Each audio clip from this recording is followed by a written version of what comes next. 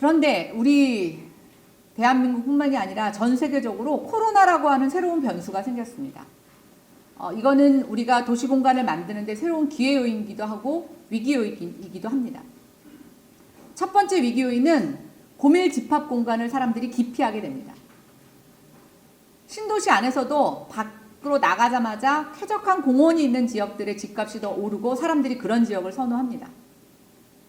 1인 가구가 늘어나면서 원룸들이 질비하게 지어졌지만 이제는 원룸을 별로 선호하지 않습니다. 혼자 사는 사람도 조금 더 넓고 쾌적한 공간을 요구하고 있습니다. 아이들 키우는 집, 직장에 다니는 사람도 이제는 집에 머무르는 시간이 굉장히 늘어났습니다.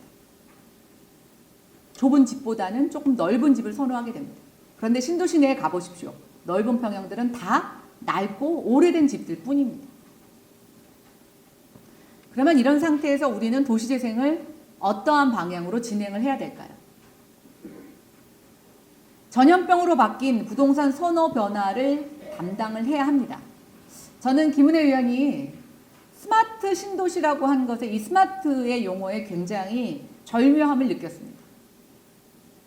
정부는 자꾸만 스마트 시티를 새롭게 개발하는 신도시에다 접목을 합니다. 근데 저는 단언컨대 정말 이제 대한민국에서 신도시는 더 이상 필요하지 않습니다. 기존의 신도시를 스마트하게 재생하는 일이 더 필요합니다. 그래서 이 세미나의 제목은 정말 절묘합니다. 그런데 스마트 기술이 전부 다 새로 짓는 신도시에 적용하다 보니까 기존의 낡은 아파트들, 인프라 보충이 필요한 이 지역에 스마트 기술을 어떻게 적용해내냐에 대한 본격적인 논의가 아직은 충분하게 이루어지고 있지 않습니다.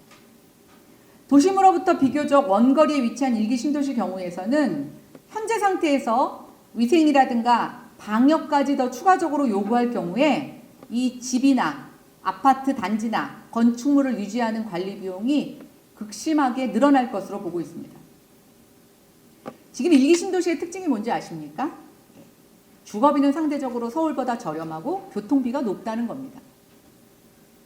그런데 방역이나 코로나 때문에 주거비에 여러 가지 안전비용을 더 투자해야 된다라고 하면 저는 지금 같은 상태에서 일기 신도시를 아무리 멋지게 재개발 재건축한다 한들 너무나 가성비가 낮기 때문에 서울을 재개발 재건축하는 것보다 별로 효율적이지 않습니다.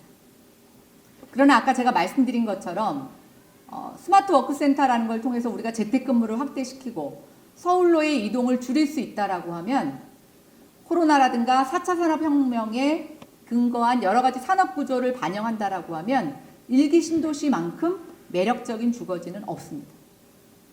제일 중요한 건 생활권별로 가장 시급하게 할 수 있는 지역을 선정하는 방법이 있고 또 하나는 그나마 시장성이 있어서 정부의 지원 없이 할 수 있는 데들을 먼저 하게 하는 방법도 있습니다.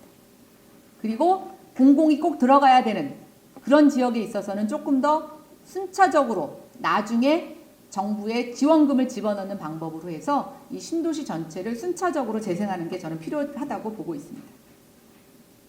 특히 고령의 신도시 거주자들이 추가 부담금이 없어서 재개발 재건축을 못하는데 그 돈을 정부가 좀 지원해주고 이 사람들이 나중에 여기를 빠져나가서 젊은 사람들에게 세를 놓거나 매각할 수 있도록 해주는 일종의 주거의 세대 교체를 지원해 줄 수 있다고 하면 신도시들이 훨씬 더 젊은 아이 키우는 부부들이 살 수 있는 그런 도시로 바뀔 수도 있을 거라고 보고 있습니다. 그러기 위해서는 여러 가지 공급 방식의 변화가 필요합니다. 하나, 둘, 셋.